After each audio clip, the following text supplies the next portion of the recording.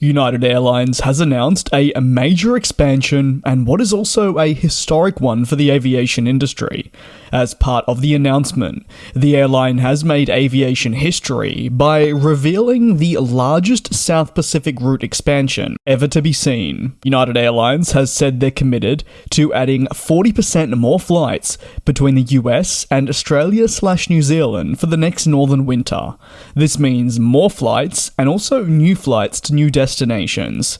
Included is a new service beginning in San Francisco to Christchurch, which will commence on December 1st. They'll also add direct flights from Los Angeles to Brisbane and Auckland. San Francisco to Brisbane will see a ramp up of service to daily.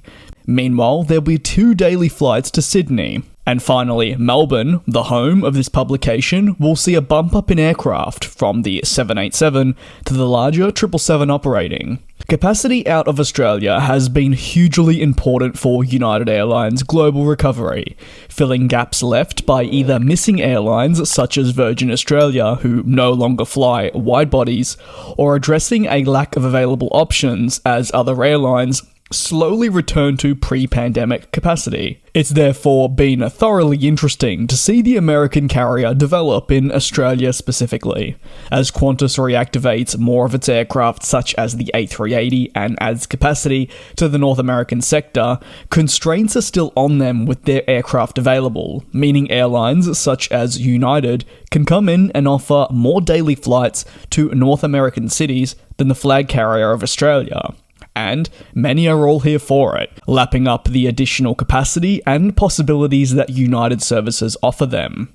An important part to consider as well is that of onward travel connections. A lot of travellers, if heading further than the west coast, do typically prefer flying through, or as you could say, connecting through SFO over LAX, purely as they may see SFO as smaller. While LAX, yes, does offer fantastic connections when it comes to North or South American destinations, SFO doesn't really lack in any category and arguably is not as busy. Almost all of United's flights from the South Pacific head out at total capacity. Therefore, upping capacity on services by putting larger aircraft should benefit all parties.